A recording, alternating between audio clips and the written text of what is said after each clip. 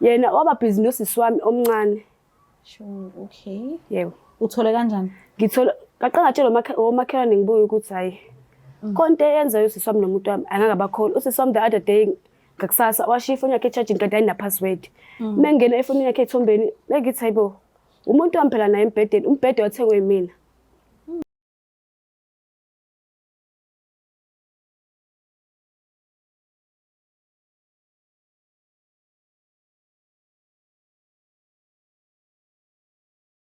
Ngiyanibingelela nanku ababukeli beBlack Life TV kuhlelo isibiza ngokuthi iLove Back. Igama lami uStufuza Dlanga Mandla Zulu. So njengoba ngihleli neguest yami la, it means ukhona lo muntu lo senhlizweni yakhe asafisa ukuthi baphinde bazame ukuhlanganisa uthando lwabo bobawu-2 kodwa ke zochazela kabanzi ngempilo yabo bebo bawu-2. Ngicela size ukuthi ngabe kuhamba kanjani. Excuse me. Sabona kanjani? Yebo sawona. All right. Yebo right. Ngiyaphila nami. Uma bani? Mazulu. Okay. Kukuphi emakhaya wakho la uzalwa khona? Se-Adams. Adams. Whereabouts? Ngazi into zakhe. Ngithanda kufika. Awukwazi ukuthi ungazalwa e-Adams ungazi ukuthi ukuphi ne-Adams. Ngiyala. Ngiyala. Okay. So ke manje uhlala kuphi? Hlala kaMashu. Oh, kaMashu, okay. Ngicela ungichazele ukuthi uhlangane kuphi nomuntu wakho, bekumuphi unyaka, nihlanganela endaweni kanjani?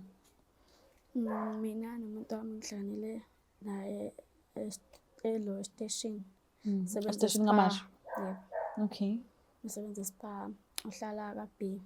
Yena usebenza eSpa. Ehe. Okay. Uhlala kaB. Sesino 2 years. Okay. Siyandana naye. Okay.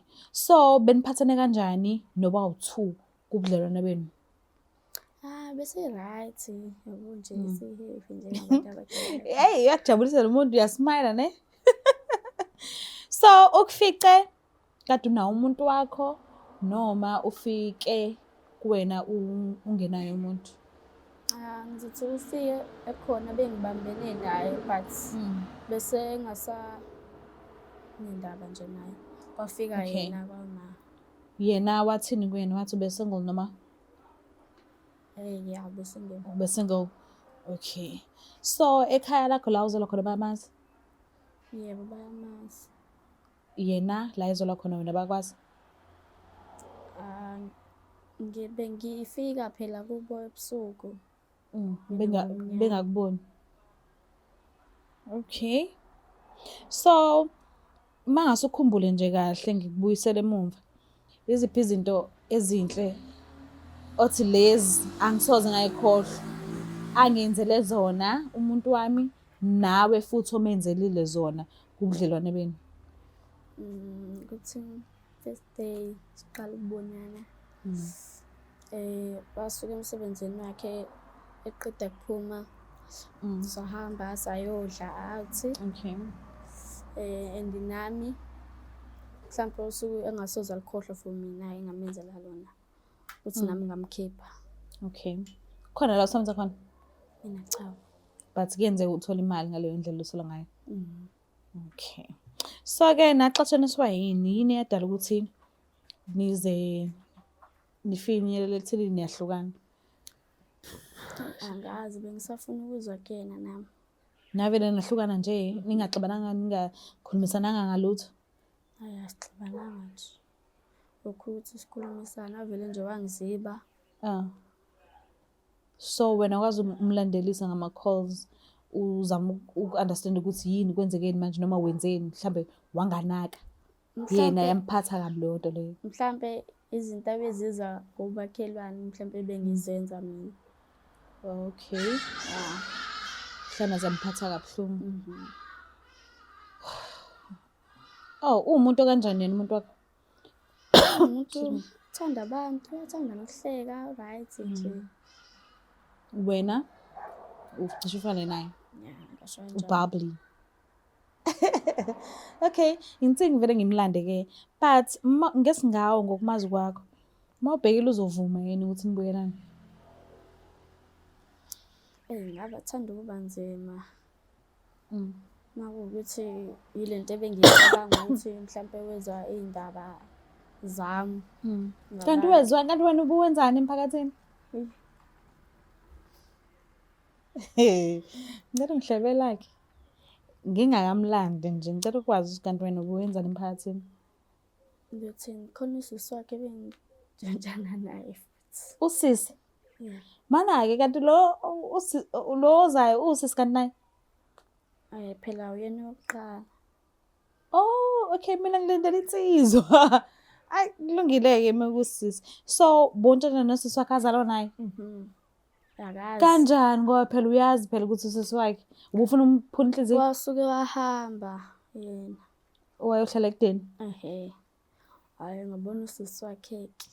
Ngabona ukuthi uyabona-ke lama ngayishiya la. Awu, ngeke. Ngayitholela-ke nami ngizohlalisana naye ongekho yena. Yo! Ha! Okay. Wathola-ke lezo ndaba, bamtshela-ke. And I'm sure wahlanya. Ngikho nje esixabeni. Ha. Okay. Kodwa hhayi ukuthi awazi ukuthi mhlambe wezwa. Ngoba phela uyasho nawe ukuthi so wabona usisi wakhe. So awucabanganga yini ukuthi mezizwe lezi ndaba nakanjani bazonyanyana benosisi wakhe bobawu-2 ukuthi kade bethanda nomuntu oyedwa owena mase uyabaxabanisa? Ukuthi phela ngisuke ngingekho mina mase bendawonye. Okay. Angiyazi into esuke yenzeka phakathi kwabo babili. Usumshonisephi usisi wakhe manje nisathandana noma kwakuyileso sikhathi nje? Lesa sikhashana. Oh hayi ukuthi uyamthanda usisi wakhe. Awasithanda nomlisa before? Cha. Awathandi. Ma ubona umlisa nje ubona izamba nelishile nje. Ubona igundane lishaya Hayi, into engiyinyanya kabi.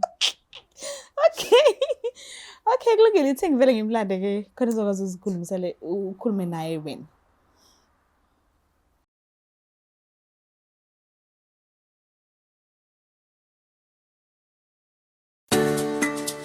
Black Life Traditional Pharmacy izimpande zama-Afrika. Sikulethela konke ongakudinga. Sisebenzisa imvelo kokulapha, sididiyele izimpande. Kwahlanganiswa ongoti abahamba phambili wezokulapha ngesintu. Senzela wena. Sikhona isikhafula sokubuyisa isithandwa sakho, ukuthola umsebenzi, ubuyisa umuntu wakini owaduka. Sikhona nezwasho. Sikhona iswasho sokugeza isichitho. Ube nogazi, uthandeke ebantwini, ukususa amathunzi amnyama, nokuvula izinto zakho zikale phansi abantu bakuthande. Siyabasiza nomama uma unenkinga umhlume, ama-ulcer, i-cancer, i-BP, ushukela, ama-fibros, uvule nesibeletho ukuzothola abantwana. Siyabasiza nosisi ukukhuphula isitofu usibeke ku-6. Indoda ikuthande kakhulu izikuphi imali. Nobaba sebasiza ukuqinisa idonki piri, umthetho uqine endlini. Wenza umuntu wakhe athande wena wedwa, alangazelele wena wedwa futhi. Uphinde uvikele umkakho. Woza kithi epharmacy,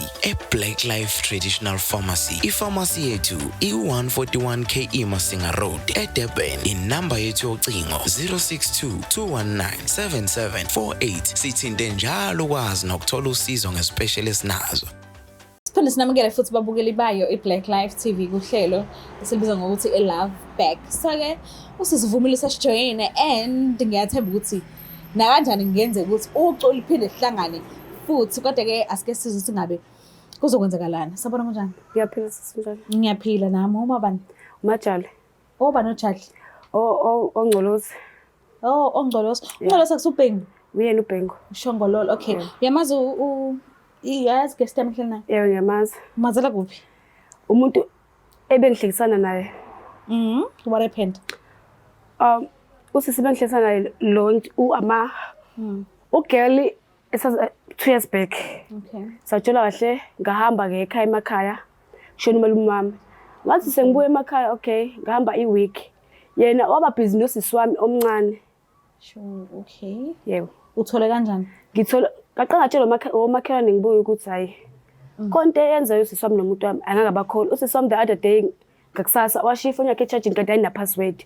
Mengena efonini yakhe ethombeni, bengithi hayibo. Umuntu wami phela naye embhedeni, umbhede wathengwe yimina. So uzizwa kanjani uma usumbona la ebhalile kwishow ethi Love Back? Yini uyicabangayo? Kwenzakalani kuwena? Hayi angazi because ulethe too much uthi uzofunani kumina. Okay, ngicela ngiphe isikhathi sakho umlaleli uthi ufisa ukuthini kuwena. Yebo. Ngiyabonga, ngicela sikhulumisane.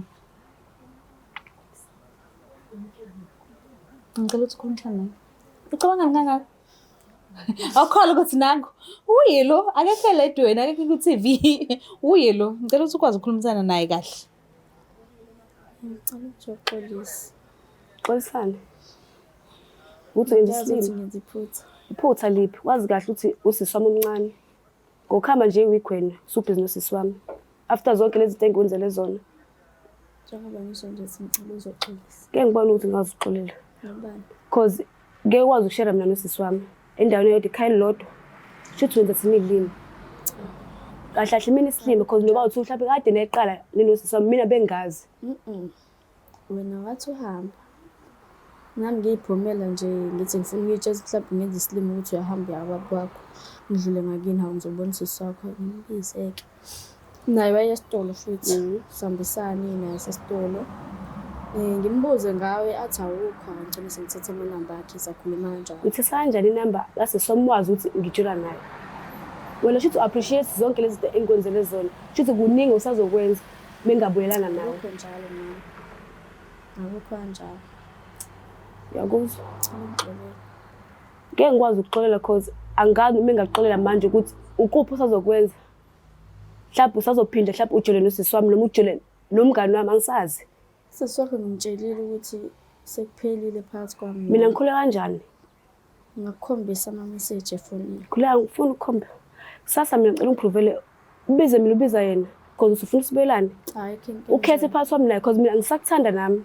Because ziningi izinto esizenzile and umhlana nje uyibuzana uzokwenzela surprise party. Ngeke sakwazi ukwenza because itrust yakho iphulile kumina. Hayi. Sohlangana lapha kusasa. Sohlala ekhaya. Alright. Isikhathi sini? 12. So uyavuma kahle kahle ukuthi uphinde ube naye kwezothando. Inqobo nje mezokwazi ukuthi amtshele nosisi wakho. Yeah. Naye noba u3 nikhona ndawonye. Yes. Akubeke nje phezulu etafula ukuthi okay ngenza lokhu njengamanje lokhu angisakwenzi. Yeah. Usamthanda ne? Ngiyamthanda.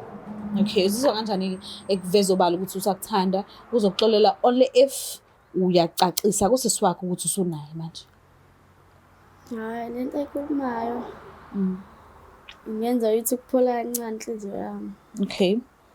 So ngeke uphinde ulenze iphutha kanjalo before. Ngithembise ke. Ngiyethembisa ngize ngiphinde ngilenze iphutha njengaleli. Muphinda Njengoba ngisho ukuthi ngize ngiphinde. ngixolele. Okay. Ngiyabonga kakhulu ukuthi ufike Majali. Ngiyabonga kakhulu ukuthi usihloniphe ukwazi ukuthi ube nathi noma kuthiwa ubungazi usubizelwana but ngiyabonga. Yebo nami ngiyabonga. Mbuka lapha ekhaya kuyakhombisa ke ukuthi engazi ukuthi uculo usahlangana futhi but uthi uMajali mangasacacise usisi kusisi wakhe ukuthi angeke baze baphinde babe bonke ukhetha uMajali yena ngoba nakho uyamthanda uzowabhala kwi-show and nakanjani I'm sure uyazi ukuthi le episode le izobukelwa abantu ababhayi so okusho ukuthi akamfihli yena akazimisela ngokumfihla yena uthandela yena uMajali wakhe so ngiyacela ukuthi ungakhohlwa ukusubscribe ulike ushare mina ngithanda kakhulu bye. The Black Life TV.